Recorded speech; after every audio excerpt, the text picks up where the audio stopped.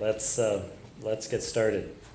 Well, I only have 10 minutes, and to try to respond to 25 minutes in 10 minutes is very, very difficult to do indeed. But let me at least deal with the fundamental problem that I see. Well, basically, what you just heard was what I would call a Jewish approach to the issue. And I think that causes some problems, especially in light of the fact that you have in your own scriptures the assertion that Muhammad is prophesied in our scriptures. I think you'd have a hard time coming up with anything if you applied the same standards in reverse. I think it's going to cause you a bit of a problem, but we may talk about that a little bit later on. But I think the primary issue is this.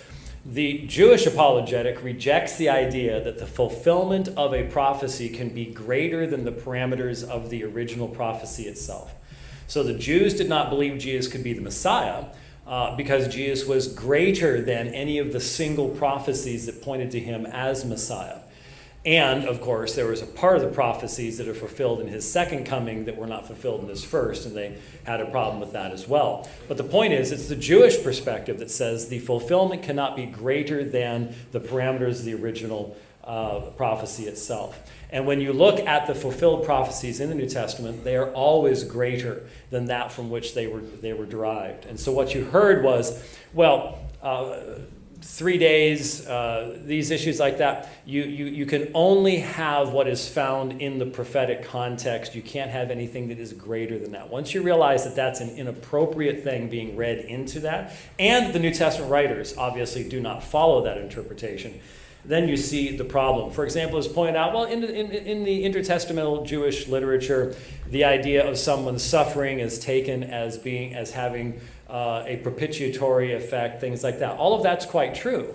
But for the whole world, in the sense of providing perfect righteousness, no, this goes far beyond anything that was pictured in the intertestamental literature. And I think this can be seen very clearly when we look at one of the key texts that was presented to us, and that is Hebrews 5:7. I've always been surprised when my Muslim friends go to the book of Hebrews, because the central argument of the book of Hebrews is all about the crucifixion of Jesus Christ and his being the high priest who gives his life. If you think that the writer to the Hebrews was in any way saying that Jesus does not, he goes into the holy place carrying his own blood, for crying out loud. It's so clear. It's the essence of the entire argument of the book of Hebrews.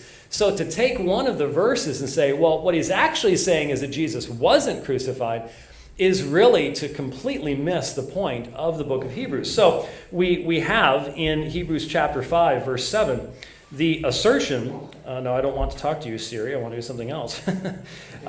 We have the assertion in Hebrews 5:7, he offered up, in the days of his flesh, he offered up both prayers and supplications with loud crying and tears to the one able to save him from death, and he was heard because of his piety. Oh, he didn't die. Well, what is death? What is death? In the understanding, the separation from God, Jesus was saved from death. How? The resurrection. That's the writer of the Hebrews understanding. Listen to the writer of the Hebrews. If you want to see how consistent this is, I did 80 sermons through the book of Hebrews just a couple of years ago. You can go listen to them. You can walk all the way through from the beginning, which talks all about the deity of Christ being the creator, all that kind of stuff.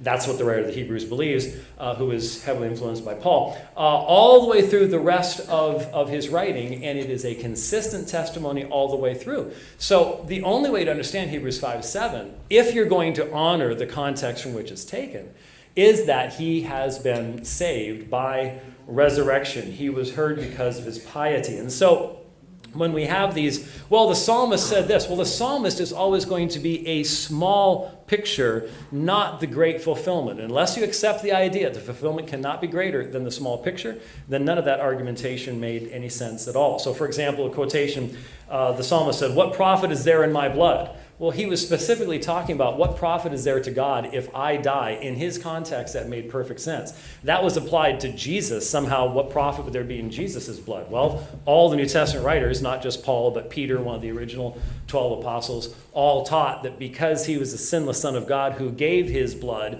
voluntarily on the cross of Calvary, the profit in his blood is the forgiveness of our sins. there were a number of things that unfortunately either I wasn't typing fast enough or my old ears weren't listening fast enough, or maybe Zucker didn't give us a foundation for some of the things that he said.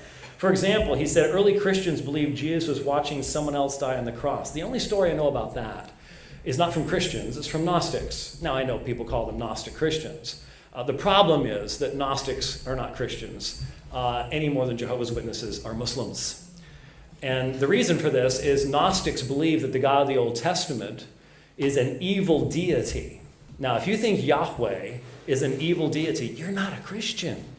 And the Gnostics were not Christians.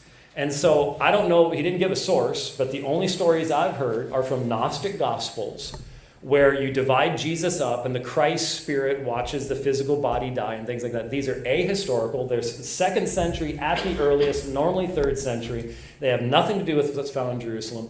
And again, for you all as Muslims to go to Gnostic sources, you are really contradicting your fundamental principles in regards to any type of meaningful historical foundation. Let's put it this way. If you're willing to go to the Gnostics, you've got no basis whatsoever for ever establishing almost any of the aspects of Muhammad's life, because you just can't go there. You're contradicting your historiography at that point. We were asked, I was asked, this is such an easy one, Zucker. Someone's going to think that I set you up with this or something like that. But you said, Dr. White, explain how it can be 3 days and 3 nights. Now you already know the answer to this. Come on. Was that just stuck in the notes from some time back in the past? I don't know. But we all understand, and the only way to make sense of almost anything in the chronological language of both the Old Testament and the New Testament, in Jewish reckoning, any portion of a day was considered a full day.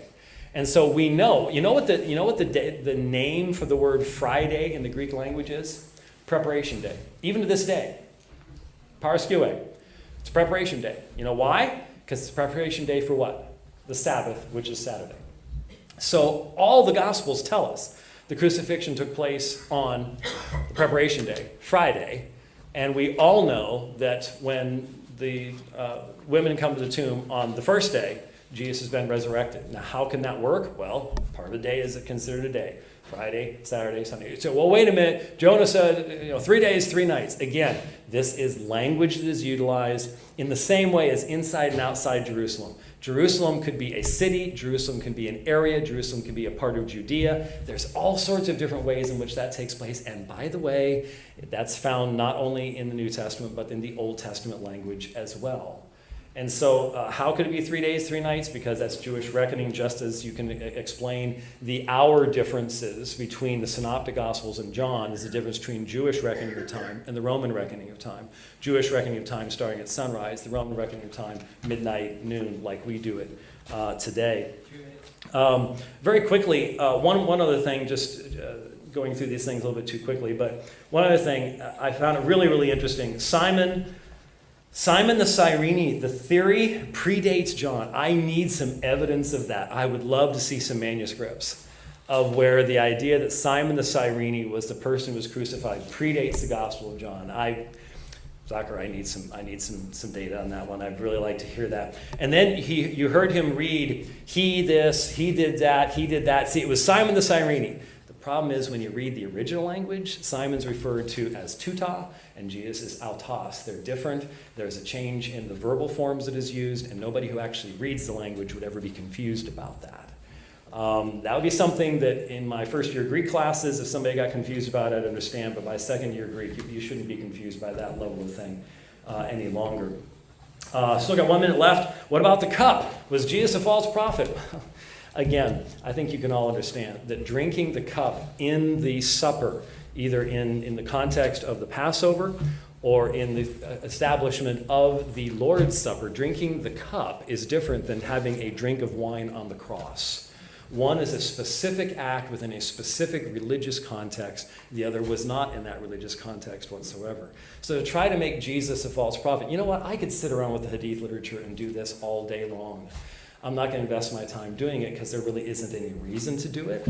But the idea that the New Testament writers were communicating anything other than the plain words of their text, that Jesus died by crucifixion, not metaphorical language, but by crucifixion, is to truly be straining at gnats when they've made their words very, very, very clear. That's all I can get into 10 minutes, but we'll have a little bit more later on. Thank you.